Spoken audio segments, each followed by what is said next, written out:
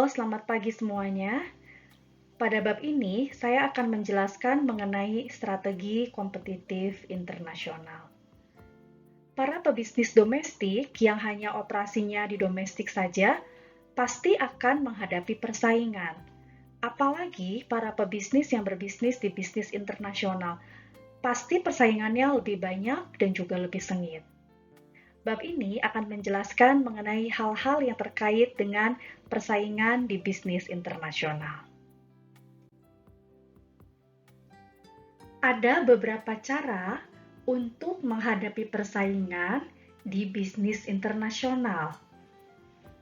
Ada inovasi, benchmarking, analisis pesaing, sistem intelijen pesaing, spionase industri, dan rekayasa terbalik.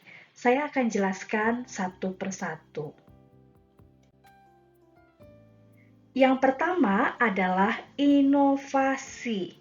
Inovasi adalah transformasi pengetahuan menjadi barang, jasa, dan proses yang baru.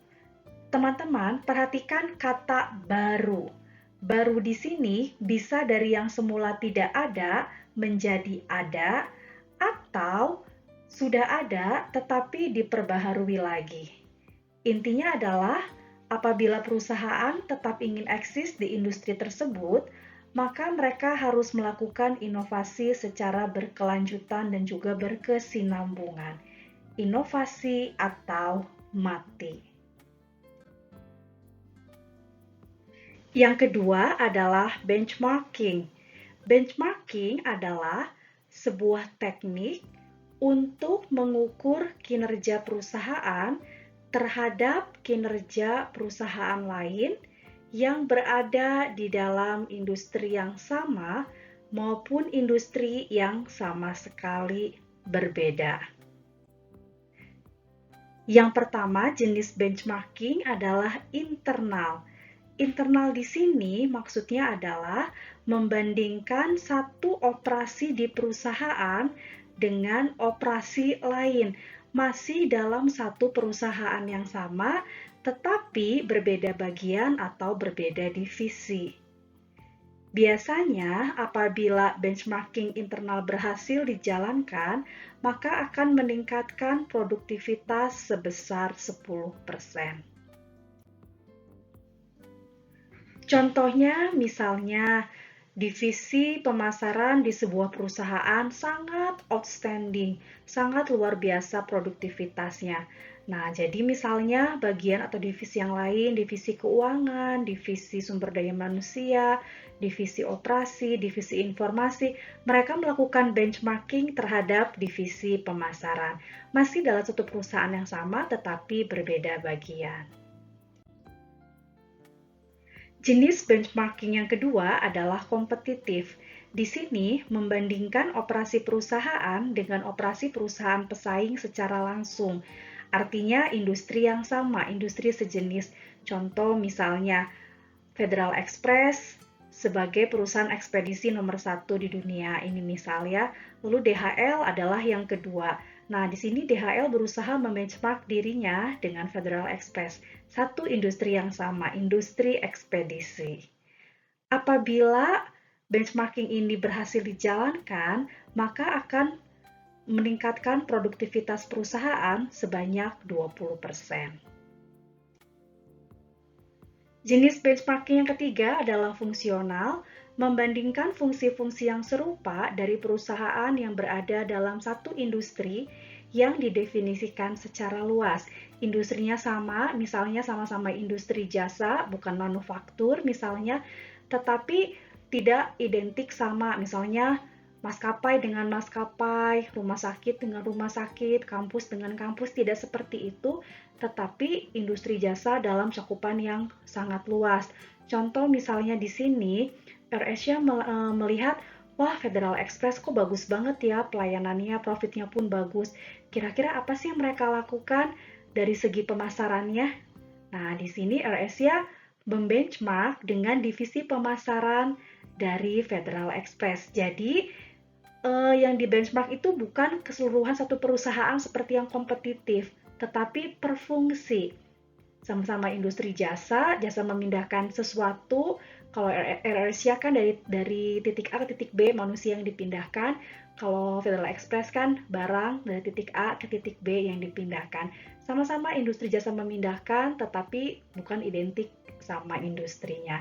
Apabila benchmarking fungsional berhasil dijalankan, maka akan meningkatkan produktivitas perusahaan sebesar 35%. Jenis benchmarking yang keempat adalah generik. Di sini membandingkan operasi dalam industri yang sama sekali tidak terkait. Jadi misalnya perusahaan A dari industri manufaktur, perusahaan B dari industri jasa, tidak terkait sama sekali. Contohnya, perusahaan sepatu Nike melihat Singapore Airlines, wow, berkembang sangat pesat sekali dengan profit yang sangat menggiurkan. Kira-kira apa sih yang Singapore Airlines lakukan? Nah, di sini perusahaan sepatu Nike membenchmark dirinya dengan Singapore Airlines. Apabila berhasil melakukan benchmark, maka akan meningkatkan produktivitas perusahaan sebesar 10%. Cara yang ketiga adalah melakukan analisis pesaing. Analisis pesaing adalah proses di mana pesaing utama diidentifikasi serta tujuan, kekuatan, kelemahan, dan lini produksi mereka dinilai. Jadi pada tahap ini perusahaan berusaha mencari tahu kira-kira pesaing saya itu siapa sih yang utama, perusahaan A kah, perusahaan B kah, perusahaan C kah, atau perusahaan yang mana? Setelah mengidentifikasi dan tahu, oh perusahaan B, pesaing utamanya, maka mereka menentukan tujuan, kekuatan, kelemahan, dan lini produksi dari pesaing mereka. Jadi dianalisis pesaingnya seperti apa. Yang keempat adalah sistem intelijen pesaing. Ini masih berkaitan dengan yang analisis pesaing. Ini adalah kelanjutannya. Nah, setelah perusahaan berhasil nih mengidentifikasi, oh perusahaan B yang menjadi pesaing langsung perusahaan kita, maka langkah selanjutnya adalah perusahaan melakukan sistem intelijen pesaing, yaitu prosedur untuk mengumpulkan, menganalisis, dan menyebarkan informasi mengenai pesaing perusahaan. Jadi, informasi yang sudah didapat disebarkan ke pihak-pihak yang membutuhkan dengan tujuan untuk menentukan strategi persaingan perusahaan. Cara yang kelima adalah rekayasa terbalik atau reverse engineering. Terbalik di manakah letak terbaliknya? Apabila biasanya kita mengassembling sesuatu, merakit sesuatu dari part digabungkan menjadi sesuatu produk yang utuh. Nah, kalau yang rekayasa terbalik ini kebalikannya, produk yang sudah jadi kita bongkar, kita pretelin dengan tujuan untuk mengetahui ada apa sih di dalamnya, dan perusahaan berusaha untuk memperbaiki kekurangannya dan membuat sesuatu yang lebih baik lagi. Itu namanya adalah rekayasa terbalik. Contoh misalnya produsen A dan B sama-sama produsen handphone. A pemimpin pasar, B penantang pasar. Nah, si B ini membeli handphone keluaran dari si A ini. Dibongkarlah handphonenya, dilihat, oh seperti ini isi dari si handphone produsen A. Dipelajari dan diperbaiki. Itu namanya adalah rekayasa terbalik. Cara menghadapi persaingan yang ke-1, kedua, ketiga, keempat, kelima, ini legal, ini sah. Sedangkan yang keenam, ini adalah cara yang ilegal, yaitu spionase industri. Spionase industri adalah tindakan memata-matai pesaing untuk mempelajari rahasia mengenai strategi dan operasi mereka, tetapi bukan dengan cara yang sah. Mereka misalnya menyuruh seseorang untuk mengamati, mengawasi, mencuri rahasia dagang dari perusahaan pesaing kita. Intinya adalah cara yang ilegal, spionase industri. Slide ini membahas mengenai tantangan yang dihadapi oleh pebisnal. Yang pertama adalah pemalsuan, yang kedua adalah pembajakan. Contoh untuk yang pemalsuan, misalnya tas merek Longchamp, tas merek Louis Vuitton, Gucci, dan lain-lain dipalsukan. Dipalsukan di sini artinya mereka punya bahan baku, bahan dasar, bahan mentah yang berbeda, tetapi diberi merek dengan merek barang aslinya. Sedangkan kalau yang pembajakan di sini contohnya adalah CD lagu.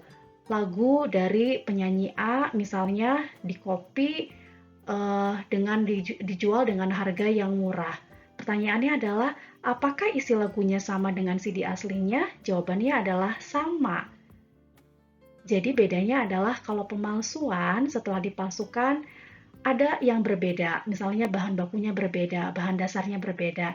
Kalau pembajakan antara yang asli dengan yang palsu persis sama. Itu namanya adalah pembajakan. Baik pemalsuan maupun pembajakan adalah kedua hal yang dibenci oleh pebisnal karena merugikan pebisnal. Di saat perusahaan ingin sukses menghadapi persaingan di bisnis internasional, maka perusahaan membutuhkan sumber-sumber informasi. Kita akan bahas beberapa sumber informasi yang dapat digunakan oleh perusahaan di saat ingin menghadapi persaingan internasional. Sumber informasi yang pertama untuk menghadapi persaingan adalah dari dalam perusahaan. Dari tenaga penjual misalnya, mereka bisa memberikan informasi, oh perusahaan pesaing sedang giat-giatnya melakukan riset untuk produk baru mereka, seperti A, B, C. Jadi tenaga penjualan ini bisa menjadi sumber informasi bagi perusahaan. Atau pustakawan. Pustakawan itu kurang lebih mereka akan mengetahui mengenai beberapa literatur yang kita butuhkan di saat ingin melakukan inovasi. Pustakawan pun bisa menjadi sumber informasi dari dalam perusahaan. Atau misalnya bagian staf dari R&D, Research and Development. Mereka pun bisa menjadi sumber informasi bagi perusahaan dari dalam perusahaan sendiri. Sumber informasi yang kedua adalah bahan-bahan atau materi-materi publikasi. Contohnya bisa dilihat dari koran, dari internet, dari jurnal-jurnal, dan lain sebagainya. Yang ketiga adalah pemasok dan pelanggan. Contoh nih, si pemasok atau supplier A ini, mereka menyuplai kepada dua jenis perusahaan. Perusahaan A dan perusahaan B. Perusahaan A dan B ini saling bersaing. Nah, di saat misalnya si pemasok ini datang ke perusahaan B, perusahaan B ini akan bertanya, perusahaan A itu sedang menggunakan bahan baku apa sih dari kamu? Jadi mencari tahu dari pemasok. Yang kedua, pelanggan pun bisa menjadi sumber informasi. Misalnya kita menawarkan produk perusahaan kita ke si pelanggan. Pelanggan mengatakan, pesaing sudah menggunakan bahan yang lebih bagus loh, misalnya tas ya. Bahannya ringan tetapi dia tahan lama, tidak cepat sobek.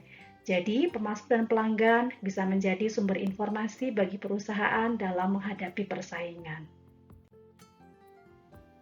Yang keempat adalah karyawan pesaing. Teman-teman, perhatikan mengenai yang karyawan pesaing. Apabila karyawan tersebut masih bekerja di perusahaan pesaing, apabila kita misalnya meminta karyawan tersebut, tolong dong bocorkan informasi perusahaan pesaing tersebut, maka itu adalah tindakan yang ilegal.